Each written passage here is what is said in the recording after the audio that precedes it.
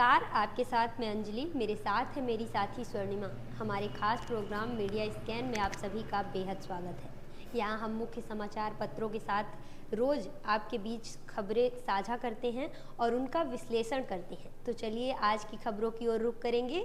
तो आज की जो खबरों की हम बात करें तो हमारे दैनिक जागरण और पत्रिका में एक ऐड आया हुआ है पूरे पेज पे, मानने से पहले जांच लें। ये कोई सरकारी ऐड ही होंगे। तो इन पे हम इसके बाद अब हम बढ़ते हैं विंध्य की खबरों की ओर। तो विंध्य की खबरों में हम पहले, अभी भी इलेक्शन ही चल रहे, 3 तारीख तक इलेक्शन का ही मूड है। तो जिसमें हम बात कर रहे हैं कि विंध्य के मुकाबले इस बार कई जगह ऐसा हुआ है कि मतलब दो के बीच मुकाबला नहीं बल्कि 3 में आ गया है। त्रिकोणीय मुकाबला कहा जा रहा है विंध्य में। तो इसमें कहा जा रहा है ज़्यादातर सीटों पर हाथी ने फुला रखी है भाजपा कांग्रेस की सीटें। हाथी यानी बीएसपी कई जगह भाजपा और कांग्रेस की जो सांसें हैं वो फुला रखी हैं, जिसमें हमारे विंध्य क्षेत्र भी शामिल हैं। विंध्य के त्रिकोणीय मुकाबले वाली 10 में से 3 सीटों पर 4% से ज़्यादा वोटिंग, तो 7 पर मामूली उतार चढ़ाव वोटिंग का भी है। फिर इनमें हम बताएंगे कि विंध्य की कौन कौन सी सीटें इसमें शामिल हैं। सतना, रैगांव, नागौद, मैहर, सिरमौर, सिमरिया, त्योथर, देवतालाब, सीधी, सिंगरौली। इन सीटों पर मुकाबला जो है वो त्रिकोणी है। हर सीट पे हम कह सकते हैं, सीधी पे तो बीएसपी नहीं है, लेकिन जैसे सतना में भी बीएसपी उतने ही टक्कर दे रही है, नागौद और रैगांव में भी त्रिकोणीय मुकाबला चल रहा है। उसी तरह से त्योथर में भी आप देखे होंगे कि कांग्रेस से बागी नेता, बीजेपी से बागी नेता देवेंद्र सिंह जो है वो भी त्रिकोणीय मुकाबला कर दिए हैं बीएसपी से। देवतालाब में भी यही घटना है। देवतालाब में कांग्रेस ने सीमा जयवीर सिंह को टिकट नहीं दिया, जिसकी वजह से वो भी बागी हो गए हैं और सपा से चुनाव लड़ रहे हैं। सिंगरौली में भी यही घटना है। तो यानी विंध्य क्षेत्र हमारा इस मुकाबले में आगे जा रहा है जी।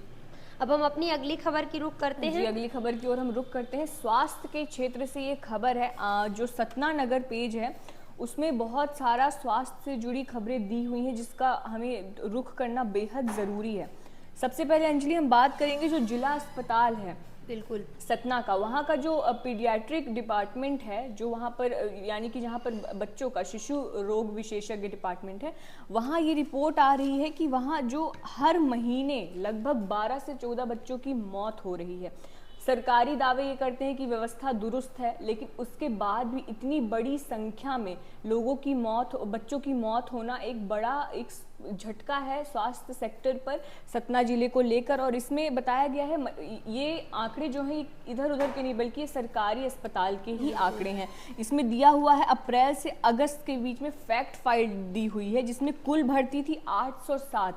अब इन 807 में से कुपोषित थे 139, डिस्चार्ज किए गए 626, डिस्चार्ज किए गए, रेफर किए गए 47। उसके बाद लामा 71 और मौतें हुई 64 मौतें, बड़ी संख्या है ये। और बेड वहाँ पर 10 हैं, वेंटिलेटर और सीपेप मशीन 3 हैं। यहाँ पर बताया जा रहा है कि 71 बच्चे बगैर बताए बाहर चले गए। तो इस तरह की व्यवस्था देखी जा रही है। बताया जा रहा है कि डॉट्स बेअसर हैं। 11 महीने में जो MDR TB के 80 केस आए हैं। तो कहीं ना कहीं ये एक समस्या देखी जा रही है स्वास्थ्य के क्षेत्र में। वहीं हम बात करें तो एक और खबर है सतना से, जहां बताया जा रहा है कि कहीं भी हाई रिस्क गर्भवती महिलाएं भर्ती होंगी, उनको फ्री ब्लड की व्यवस्था मुहैया कराई जाएगी, फिर चाहे सरकारी अस्पताल हो या प्राइवेट अस्पतालों में भी उनको ये व्यवस्था मुहैया कराई जाएगी। शर्त इतनी है कि उनका आयुष्मान कार्ड बना होना चाहिए। और इसमें दिया हुआ है कि किस तरह से ये लाभ निःशुल्क मिलेगा। हासिल जानकारी के मुताबिक जितनी भी गर्भवती महिलाएं हैं, गंभीर रूप से कुपोषित बच्चे हैं और हीमोग्लोबिन पैथी से प्रभावित जितने भी मरीज हैं, ट्रॉमा और एक्सीडेंट के मामले में रक्तदान की आवश्यकता होने पर निःशुल्क और बिना रिप्लेसमेंट के ब्लड और कंपोनेंट्स दिया जाएगा। जबकि ये सरकारी अस्पताल का था। निजी अस्पतालों में उपचार करा रहे हीमोग्लोबिन पैथी से पीड़ित मरीजों को रक्त की ज़रूरत होने पर शासकीय ब्लड सेंटर से निःशुल्क ब्लड आवंटित कराया जाएगा। लेकिन हम एक तरफ तो इस तरह की बातें हो रही हैं, अब देखने वाली बात यह है कि ज़मीन के स्तर पर इसका इम्प्लीमेंटेशन होता है नहीं। क्योंकि एक खबर में हमने देखा कि बोला तो जा रहा है बहुत बढ़िया, लेकिन शिशुओं की ये स्थिति है कि 807 में से 64 बच्चे मारे गए। हर महीने 14 से 17 का औसत आ रहा है। तो वही देखने वाली बात है। एक खबर और है छोटी सी यहीं पे कि झोला छाप डॉक्टरों के खिलाफ अब अभियान चलेगा। इसमें दिया जा रहा है कि झोला छाप डॉक्टरों के खिलाफ अभियान चलाने के निर्देश दिए गए हैं, लेकिन स्थानीय जो स्वास्थ्य अधिकारी है वो इसमें बेहद सुस्त नजर आ रहे हैं। हमने आए दिन देखा अंजलि कि किस तरह से गांव देहात के इलाकों में मेडिकल स्टोर खोल के बैठ जाते हैं जिनके पास MBBS की कोई डिग्री नहीं है। बिल्कुल बिल्कुल, ऐसे रीवा जिले में कई केस होंगे कि झोला छाप डॉक्टरों की वजह से कई मरीजों की जान भी चली गई है। यहाँ पे एक और स्वर्णिमा हम बताएंगे कि दैनिक जागरण के रीवा मऊगंज पेज में है कि जिला अस्पताल में चर्म रोग के विशेषज्ञ ही नहीं है, जहाँ आज एक और गलत चीज़ों को खाने से युवाओं के अंदर सबसे ज़्यादा चर्म रोग की समस्या हो रही है, तो उसके विशेषज्ञ ही नहीं है। तो एक ये मरीजों को बड़ी समस्या बनती जा रही है। हम एक और आंकड़ा बताएंगे, पत्रिका में दिया हुआ है कि एक माह में 332 हृदय रोगी पहुँचे अस्पताल, 24 की मौत। ठंड की वजह से जो हार्ट के पेशेंट हैं उनकी संख्या दिन ब दिन बढ़ती जा रही है और अटैक की वजह से मौतें भी सबसे ज़्यादा हो रही हैं। कोरोना के दस्तक के समय ऐसी घटनाएं आई थी, लेकिन अब ठंड के बदौलत कहा जा रहा, हालांकि अभी गुलाबी ठंड है, ठंड भी इतनी नहीं है, लेकिन हार्ट के जो पेशेंट हैं उनको इससे ज़्यादा सबसे ज़्यादा जकड़न पहुंचा रही है, क्योंकि हार्ट में क्या होता है, जब ब्लड सर्कुलेशन रुक जाता है तभी ज़्यादातर हार्ट अटैक आते हैं। तो इस टाइम पे यहाँ पे हम रीवा पे मतलब बताया जा रहा कि 332 मरीज आए, जिनमें से बताया जा रहा कि 24 लोगों की मौत हो गई है। इसमें 24 अपनी जान गंवा चुके हैं और वो भी पूरा किसकी वजह से, धमनियाँ सिकुड़ने की वजह से। तो ये एक बेहद दर्दनाक खबरें हो सकती हैं। इस बीमारी से जो युवा वर्ग है वो भी काफ़ी ज़्यादा पीड़ित हो रहे हैं। आए दिन ऐसा सुनने को आता है कि 16 साल की उम्र में बच्चे को हार्ट अटैक आ गया। युवा की हालत है, बुजुर्ग तो इसमें शामिल ही हैं, और इस बीमारी से कहीं ना कहीं हर वर्ग के, हर उम्र के लोग प्रताड़ित हैं। अब हम अपनी अगली खबर की बात करेंगे तो कल रीवा जिले पे एक पॉलिटिकल से ही जुड़ा हुआ मामला है जो काफ़ी ज़्यादा सोशल मीडिया पे आप सभी ने देखा होगा। तो इनमें हम बताएंगे कि कल जो हमारे कांग्रेस प्रत्याशी हैं वो कल स्ट्रांग रूम यानी कि इंजीनियरिंग कॉलेज जो रीवा में है उसके बाहर धरने पर बैठ गए थे। धरने पर ऐसे बैठ गए थे, हालांकि वो कई बार पहरे पर लगे हैं। मऊगंज के इसके सबसे चर्चित हैं मऊगंज के प्रत्याशी सुखेन सिंह बन्ना, वो कई दिन से पहरा लगा रहे हैं, डिस्प्ले देख रहे हैं कि क्या हो रहा। तो बताया जा रहा साजिश की आशंका, मौके पर पहुंचे अधिकारी कहा किसी तरह की संदिग्ध परिस्थिति नहीं है। अधिकारियों को बुलाया गया तो उन्होंने कहा ये संदिग्ध परिस्थिति है, इसमें कोई भी ऐसा मामला नहीं है। स्ट्रांग रूम में फिर भी बंद हुआ CCTV का डिस्प्ले, प्रत्याशियों ने मचाया हंगामा, जिसमें शामिल हैं कांग्रेस से मऊगंज के प्रत्याशी सुखेन सिंह बन्ना, मनगवा से पद्मेश गौतम, मनगवा से बबीता साकेत और देवतालाब से पद्मेश गौतम, और इसके बाद राम गरीब, विनोद कपिध्वज, राजेंद्र शर्मा, इनके प्रतिनिधि भी वहां पहुंचे और हंगामे करने लगे। जिसके बाद अपर कलेक्टर शैलेंद्र सिंह वहां मौके पर पहुंचे और उन्होंने उन सब को ले जाकर अंदर गैलरी तक दिखाया कि ऐसी कोई भी परिस्थिति नहीं है, आप लोग मत परेशान होइए, प्रशासन पूरी तरह से मुस्तैद है और इस पर कोई भी कार्यवाही ऐसी नहीं हो रही है। उन्होंने कहा कि प्राचार्य कक्ष का बटन बंद होने पर डिस्प्ले भी बंद हुआ है, ऐसा कोई घटनाक्रम नहीं है। तो ये थी हमारी कल स्ट्रॉन्ग रूम। आगे मतदान को लेकर भी एक खबर है। जी अंजलि, हम बात करेंगे तो रीवा जो क्षेत्र रहा है उसमें जो चुनाव, रीवा मऊगंज विधानसभा जितनी भी सीटें 8 सीटें रही, उनमें जो मतदान देखा गया तो रीवा क्षेत्र में बहुत कंपैरेटिवली कम रहा है मतदान, 66 के करीब रहा है, 66% के करीब मतदान रहा है। और इसमें देखा गया है कि ये जो यहाँ क्षेत्र में मतदान है ये पूरे प्रदेश में भी सिर्फ 3-4 जिले ही ऐसे हैं, जैसे जिलों के नाम भी दिए हुए हैं, भोपाल, भिंड और अनूपपुर। मात्र इन तीनों को छोड़ के रीवा सबसे कम है, यानी अगर हम नीचे से देखें तो रीवा चौथे नंबर पर है और ऊपर से 49 नंबर पर है। अब इसमें बताया जा रहा है कि कारण ये है कि शाम को ठंड बहुत हो गई थी। हालांकि जो आंकड़ा पहुंचा है 66% के करीब, इसका रीजन ये था कि दोपहर में धूप निकल आई थी तो लोग गए और उन्होंने वोटिंग की। यहाँ पर यह है कि सबसे ज़्यादा कम मतदान की वजह ये मानी जा रही है कि पुरुषों में मतदान को लेकर रुचि जो थी वो कम रही है। और पिछले सालों में देखें तो महिलाओं से ज़्यादा हमने देखा है कि इस बार महिलाओं ने ज़्यादा मतदान किया है। हालांकि रीवा क्षेत्र में पुरुषों ने ही महिलाओं के कंपैरिजन में ज़्यादा मतदान किया है। बाकी की जो 7 विधानसभा सीटें थी उसमें महिलाओं का प्रतिशत ज़्यादा रहा है। तो इस तरह का यहाँ पे देखा जा रहा है कि मतदान जो है परसेंटेज वो काफी कम हुआ है रीवा क्षेत्र में। स्वर्णिमा, यहीं पे एक मतदान को लेकर ही एक और पत्रिका में खबर है कि प्रदेश की 47 आदिवासी सीटों पर बम्पर वोटिंग, हर बार बदलते रहे समीकरण, दोनों ही दलों के अपने दाव। आदिवासी हो मतलब इस बार कहा जा रहा है कि आदिवासी तबके की वजह से समीकरण कहीं बदल सकता है। दोनों जो दल हैं उनके अपने अपने दांव हैं। इसमें हमारे सीधी बताया जा रहा है कि 29 सामान्य सीटों पर भी आदिवासी वोटरों की निर्णायक भूमिका है। 29 जो सीटें सामान्य हैं वहाँ पे भी आदिवासियों की जो वोटरों की संख्या है वो निर्णायक की भूमिका निभा रही है। हमारे विंध्य क्षेत्र में भी इसमें शामिल है धौहनी, चितरंगी, ब्योहारी, जयसिंह नगर, जैतपुर, अनूपपुर, मानपुर, पुष्पराजगढ़, बांधवगढ़, ये हमारे विंध्य क्षेत्र की भी आदिवासी बाहुल्य सीटों में आती हैं। तो यहाँ कहा जा रहा है कि 6% से अधिक वृद्धि हुई है वोट में, वोटर्स जो हैं वो बढ़े हैं। तो इसका कहीं ना कहीं भाजपा अपने लिए लाभप्रद मान रही है कि हमको इसका लाभ मिलेगा, लाडली बहना योजना का असर है। जी अंजलि, बात करते हैं अगली खबर की। तो रीवा के मानस भवन में बघेली कथा साहित्य 2023 का भव्य आयोजन होगा। ऐसा पहली बार हो रहा है कि जो बघेली संस्कृति है, जो बघेली गीत हैं, कविताएं हैं, उनको बचाने के उद्देश्य से, उनको प्रमोट करने के उद्देश्य से इस तरह का कार्यक्रम रखा जा रहा है। और इसमें 2023 में शामिल सभी बघेली कथा साहित्य में शामिल जितनी भी पुस्तकें हैं उनका विमोचन किया जाएगा। और बघेली क्षेत्र के लिए योजनाबद्ध रूप से पहली बार बघेली मंच द्वारा ये प्रयास किया जा रहा है।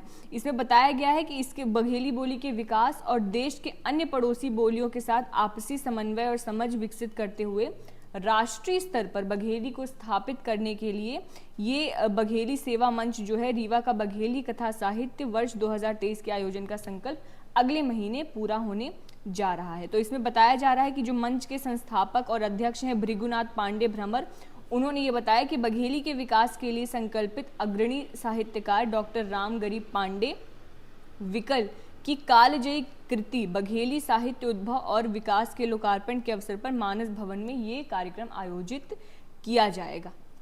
फिर एक और खबर है स्वर्णिमा, अभी 16 नवंबर को एक हत्या, सिर कटा हुआ मिला था, जिसको लेकर अफरा तफरी मची हुई थी। हालांकि चुनावी दौर था, इतनी ज़्यादा जांच पड़ताल भी नहीं हो पाई उस ओर, लेकिन कल यानी कि 20 नवंबर को इसकी जांच हो गई है। सिर कटे हत्याकांड का खुलासा, बदला लेने के लिए दोस्त ने दोस्त को उतारा मौत के घाट। इसमें बताया जा रहा कि सूरत में रची हत्या की साजिश, वही खरीदा बंका, हनी ट्रैप कराकर दोस्त का सिर काटा। इसमें जो युवक हत्या किया है उसके साथ एक महिला भी थी, वो भी साजिश में शामिल थी और उन दोनों ने मिलकर उसकी हत्या की और फिर जो उसका शव था उसे फेंक दिया। और इसको जो थाना अमरपाटन थाना पुलिस है वो जब्त कर ली थी 16 नवंबर को ही, लेकिन अब कल जाकर इस घटना का खुलासा हुआ है। जो युवती थी उसके सामने टॉर्च, मोबाइल और रोशनी से भरा हुआ कुछ चीज़ें मिली थी, जिसको लेकर कई सारी घटनाएं हैं। पर अब सबसे बड़ी बात यह है कि वो दोनों पुलिस की कैद में आ चुके हैं। जी अंजलि, अब बात करते हैं हम हमारी अगली खबर की। तो नेहरू नगर जो काफ़ी रिहायशी इलाका समझा जाता है रीवा में, वहाँ पर पानी की इतनी ज़्यादा समस्या है। जो वहाँ की टंकी, जिस टंकी से संजय नगर की पानी टंकी उससे पानी आता है वो आ नहीं रहा है, और जो पानी आ रहा है उसमें बदबू है, नाले के पानी जैसी बदबू आती है, तो उसे पीने के लिए तो इस्तेमाल किया नहीं जा सकता है।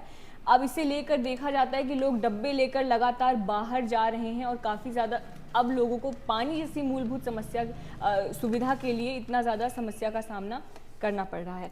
ये थी हमारी विंध्य क्षेत्र की कुछ खबरें। एक और खबर है स्वर्णिमा, हम बताएंगे कि जाम के झाम में घंटों फंसे रहे शहरवासी। भले ही हमारे शहर में इतने फ्लाईओवर बन गए हैं, लेकिन उसके बाद भी यातायात प्रशासन बिल्कुल शून्य नजर आ रहा है और वहाँ कोई भी ऐसी मुस्तैदी नहीं देखी जा रही है कि प्रशासन ये जो जाम है उसको हटा दे। कहीं ना कहीं कोई ज़रूरी काम के लिए भी जाता है तो जो जाम की वजह से उनके वो काम भी नहीं हो पाते और प्रशासन इस पर बिल्कुल शून्य नज़र आ रही है। ये खबर दैनिक जागरण और पत्रिका दोनों में दर्शाया गया है। जी अंजलि, अब बढ़ते हैं हम अपनी प्रादेशिक खबरों की ओर। जी, सबसे पहले हम प्रदेश की खबरों में एमपीपीएससी से जुड़ी एक खबर है जिसको हम बताना चाहेंगे आपको, क्योंकि बहुत सारे यहाँ पर अभ्यर्थी हमारा शो देखते हैं जिन्हें एग्जाम्स के बारे में पता करना होता है। तो एमपीपीएससी ने अपनी एक पॉलिसी बदली है। अब जो डिलीट क्वेश्चंस हो जाएंगे उसके भी मार्क्स बच्चों को मिलेंगे। उदाहरण के लिए आप समझिए 200 अंकों का अगर पेपर है, उसमें से अगर 10 क्वेश्चन जो पाँच क्वेश्चन जो है 2-2 मार्क्स के वो डिलीट हो गए, तो पहले ऐसा हुआ करता था कि 190 क्वेश्चंस पे ही रिजल्ट बनेगा, लेकिन अब ऐसा हो जाएगा, ये जो पॉलिसी बदली गई है उसके बाद से जो 10 नंबर हैं, अगर क्वेश्चन डिलीट होते हैं तो वो पूरे 10 नंबर जो अभ्यर्थी को हैं वो दिए जाएंगे, उनमें किसी भी तरह की कटौती नहीं होगी। यानी जो डिलीट की कर दिए गए क्वेश्चन है उसके मार्क्स ऑटोमेटिकली मिल जाएंगे, उसको दूसरे क्वेश्चन पे उन नंबर को नहीं डाला जाएगा। तो ये बच्चों के लिए एक अच्छी खबर हो सकती है। जी, तो यही एक और खबर, अभी हमने एक स्टोरी भी की है खाद की समस्या को लेकर। खाद की समस्या ना सिर्फ विंध्य में या कि रीवा जिले में बल्कि पूरे प्रदेश की एक बड़ी समस्या बनती जा रही है। ये पत्रिका में इस खबर को दर्शाया गया है कि प्रदेश भर में संकट, सोसाइटी से लेकर विपणन केंद्रों के बाहर तक भीड़, घंटों इंतजार, 60% बुवाई पूरी, अभी भी कतार में किसान नहीं मिल रही खाद। किसान जो है वो इतना परेशान है। अभी हमारे यहाँ जो हमारा विंध्य क्षेत्र है उसके कई एरिया तो सूखे की चपेट में भी आ गए हैं। इस वर्ष बारिश बहुत कम हुई है। अब जब उनकी रबी की फसल आ रही है, गेहूं बोना है, तो गेहूं बोने के लिए एक तो पानी नहर में नहीं छोड़ा जा रहा, दूसरी अब खाद की समस्या एक बड़ी समस्या बनती जा रही है, क्योंकि जब तक यूरिया डीएपी नहीं मिलती तो किसान अपनी बुवाई नहीं कर सकते। और कहा जा रहा कि 60% बुवाई हो गई, लेकिन उसके बाद भी अभी तक लाइनें नहीं बंद हो रही हैं, कतार लगा हुआ ही है। और इसमें प्रदेश के कई अलग अलग क्षेत्र शामिल है, निमाड़ भी है, महाकौशल भी है, मालवा भी है, चंबल भी है। ये सब क्षेत्र जो है वो खाद की समस्या से काफ़ी ज़्यादा प्रताड़ित हैं। जी अंजलि, अब हम रुख करते हैं हमारी राष्ट्रीय खबरों का। अंजलि, तो सबसे पहले एक यहाँ पर खबर है बिजनेस भास्कर में, लेकिन ये खबर कहीं ना कहीं राष्ट्रीय लेवल के लिए साइबर क्राइम, ये आज के आधुनिक जीवन में एक इस तरह का क्राइम बन चुका है जो लोगों के लिए बहुत बड़ी समस्या पैदा कर सकता है। स्पेशली हम देखते हैं कि किस तरह से बड़ी बड़ी जो कंपनीज हैं उनके ऊपर अटैक्स होते हैं। तो यहाँ पर दिया गया है कि जो 83% शिकार जो हैं साइबर अटैक के, उनमें से ऐसे बिजनेस ज़्यादा हैं जिनमें 100 से भी 1000 से कम कर्मी हैं, यानी जो छोटे बिजनेस हैं उन पर साइबर अटैक्स के हमले ज़्यादा होते हैं। अब इसमें दिया गया है कि 6 महाद्वीपों के 34 देशों में 25 सेक्टर्स में ये स्टडी की गई थी, जिसके मुताबिक साइबर हमले के 42% मामलों में टेलीमेट्री लॉग गायब पाया गया है। अब ये टेलीमेट्रिक लॉग होता क्या है? अगर ये नहीं, ये रिपोर्ट ये कहती है कि अगर ये लॉग नहीं है, वहाँ पर पहली चीज़ तो ये कि जहाँ पर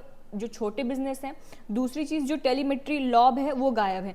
टेलीमेट्री लॉग में डेटा का कलेक्शन होता है, ट्रांसमिशन और मैनेजमेंट मेजरमेंट होता है।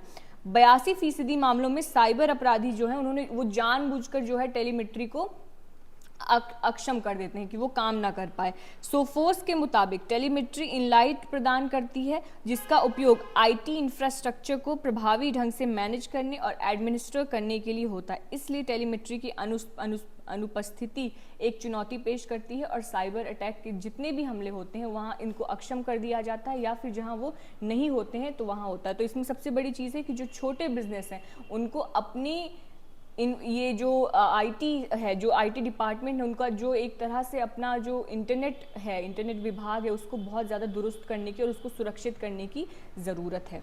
जी, वहीं अगली खबर हम बात करेंगे तो एक अभी जो छठ का महापर्व था उसमें सूर्य को अर्घ दिया जाता है। तो इसमें हमारे पत्रिका में एक खबर है, प्रदूषित यमुना में सूर्यदेव को अर्घ। मतलब जो यमुना का पानी है वो काफ़ी ज़्यादा प्रदूषित है, झाग फेंकता हुआ दिखाई दे रहा है। और इसमें जो श्रद्धालु हैं उनको घाट में जाकर सूर्य को अर्घ दिया जाता है, तो वो उस दूषित पानी में खड़े होकर जो सूर्य देवता को अर्घ दे रहे हैं। तो ये प्रदूषण का जो मामला है ये दिल्ली में बहुत दिनों से चलता आ रहा है, लेकिन ये दूषित पानी में जब श्रद्धालु अंदर जा रहे हैं तो कहीं ना कहीं इसका दुष्प्रभाव भी देखने को मिलेगा। जी, तो ये खबर थी कि उसमें दूषित पानी में खड़े होकर जो श्रद्धालु हैं वो अर्घ दे रहे हैं। और अब इस पे कोई प्रशासन बहुत दिनों से चल रहा है, इसमें कोई कार्य नहीं हो रहा है, या तो हो रहा है तो उसमें क्यों कोई असर नहीं दिखाई दे रहे हैं।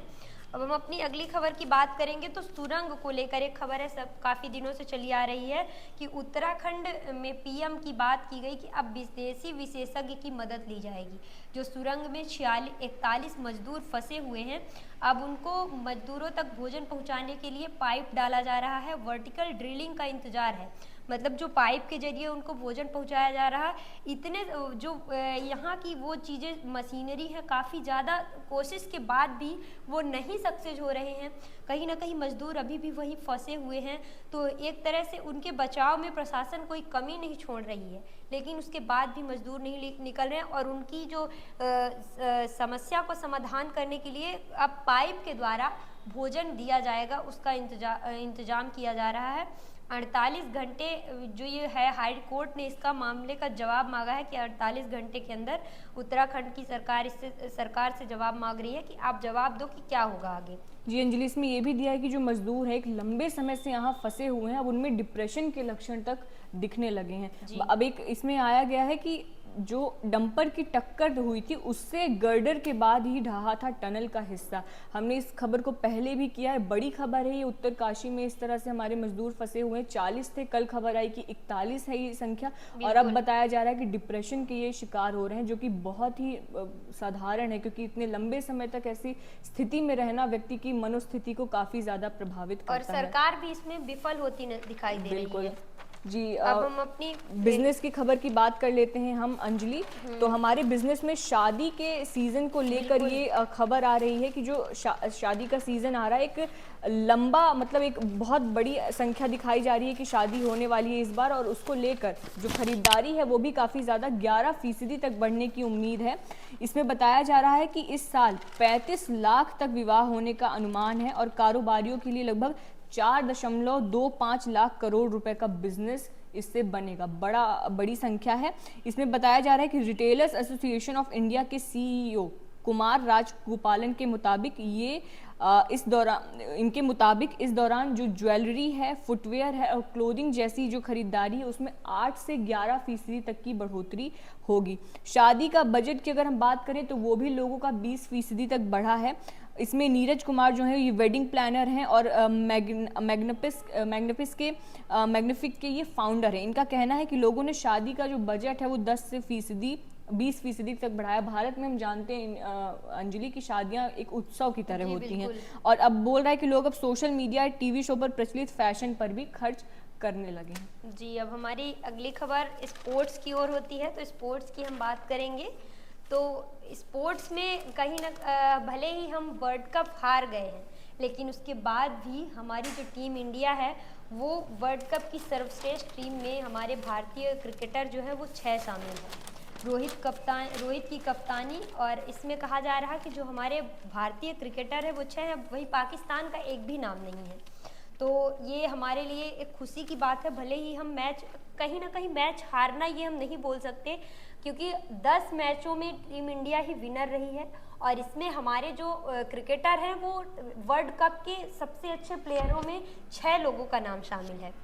तो इन पे और भी खबरें हैं कि जैसे कहा जा रहा है कि सबसे player of the tournament Virat Kohli बने हैं, और प्लेयर ऑफ द मैच जो है वो ट्रेविस हेड बने हुए हैं अफ्रीका के। तो मैच में कहीं ना कहीं इंडिया भले ही हार गई, लेकिन सर्वश्रेष्ठ टीमों में अभी भी टीम इंडिया ही है। जी बिल्कुल, एक तरह से ये जीत है। सर्वेश्वर दयाल जी की एक पंक्ति है कि ना हार में ना जीत में, किंचित ना भयभीत में, कर्तव्य पथ पर जो मिला ये भी सही वो भी सही। तो ये एक खबर और है, जब ऑस्ट्रेलिया के खिलाफ ये T20 की सीरीज अब शुरू होने वाली है, तो इसमें सूर्या जो है उनको कप्तानी मिली है और लक्ष्मण कोच होंगे। इसमें टीम किस तरह की वो बताया गया है। सूर्य कुमार यादव कप्तान रहेंगे, ऋतुराज गायकवाड़ रहेंगे, ईशान किशन रहेंगे, यशस्वी जायसवाल रहेंगे, तिलक वर्मा, रिंकू सिंह, जितेश शर्मा, वॉशिंगटन सुंदर, अक्षर पटेल, शिवम दुबे, रवि बिश्नोई, अंशदीप सिंह, प्रसिद्ध कृष्णा, आवेश खान, मुकेश कुमार, श्रेयस अय्यर। तो ये T20 की जो अब सीरीज है वो शुरू होने वाली है। जो सीनियर खिलाड़ी हैं उनको आराम दिया गया है, ये खिलाड़ी जो हैं वो मैदान पर उतरेंगे। आर्चरी को लेकर एक खबर है कि पैरा एशियन चैंपियनशिप में सरिता जो है उन्होंने ब्रॉन्ज जीता है और 2 मेडल भी पक्के हो गए हैं। आर्चरी चैंपियनशिप भारतीय तीरंदाज ने सरिता देवी, इनको ब्रॉन्ज मेडल इन्होंने अपने नाम किया है। साथ ही में ये जो इन्होंने मुकाबले में हम वतन ज्योति बलियान को 139-135 के अंतर से हराया है। और सोमवार को ये मुकाबला हुआ था। राकेश कुमार और शीतल देवी जो है, शीतल देवी बहुत फेमस हुई है, जम्मू से है ये, जो पैर से आर्चरी करते हैं, इनके दोनों हाथ नहीं है, तो इन्होंने कंपाउंड ओपन के फाइनल में जगह बनाकर कम से कम सिल्वर मेडल भी तय कर लिया है। जी, अब हम अपने कार्यक्रम के आखिरी छोर की ओर चलेंगे। जी, अब हम कार्टून्स की बात कर लेंगे। तो सबसे पहले हमारे पास यहाँ पे एक कार्टून है, हालांकि ये एक सीरियस इसको इशू है, ये उत्तरकाशी को लेकर ये मामला है, जिसमें एक अंपायर है। जिस तरह से हमें वर्ल्ड कप में हार मिली है, इसमें दिया गया है कि कम ऑन मैच बाकी है, जीत के लिए 41 चाहिए, यानी 41 मजदूर फंसे हुए हैं। तो एक तरह से सटायर यहाँ पर देखा जा सकता है। और ये पत्रिका में एक और है कि अब चुनावी मैच चल रहा है। अभी तक चुनाव चल रहा था, लेकिन अब चुनावी मैच चल रहा है। और यही पत्रिका में भी एक और झरोखा करके कार्टून है। तो एक अंकल हैं बूढ़े, वो पूछ रहे हैं कि हम कहाँ जा रहे हैं। तो जो एक चिड़िया है वो बोलती है कि हम गरीब और गरीब हो रहे हैं, इसलिए गरीबी की ओर जा रहे हैं। तो ये था आज का हमारा कार्यक्रम। अगर आपको हमारा कार्यक्रम पसंद आ रहा है तो इसे ज़रूर लाइक करें, शेयर करें, हमारे चैनल को सब्सक्राइब करें। हम आपके पास ढेर सारे 3-4 अखबारों के एकदम खबरें लेके आते हैं, आपके पास एक ही जगह समेट के रख देते हैं, जो आपके लिए जाननी ज़रूरी है। तो ज़रूर देखें इस हमारे कार्यक्रम को, आपके लिए बेहतर साबित होगा ये। साथ ही में आप हमारी वेबसाइट विजिट कर सकते हैं और हमारी स्टोरीज़ को देखिए। जन मुद्दों से जुड़ी होती हैं हमारी स्टोरीज़। आपको लगता है कि आप कोई भी ऐसी बात है जो आप हम तक पहुंचाना चाहते हैं, जिसे हमारे चैनल के माध्यम से हम उठा सकते हैं, उसे ज़रूर हम तक पहुंचाइए और बने रहिए हमारे साथ। बहुत बहुत धन्यवाद।